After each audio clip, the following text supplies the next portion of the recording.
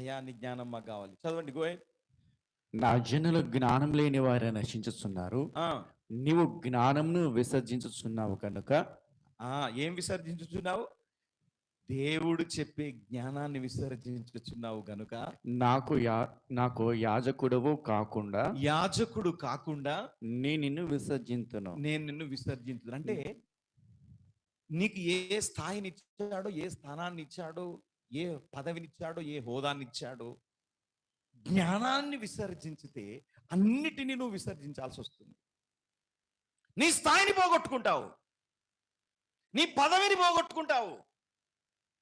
చూడండి, ఇస్కరియోతు యూదా తన పదవిని పోగొట్టుకున్నాడు. జ్ఞానం పనిచేయలేదు.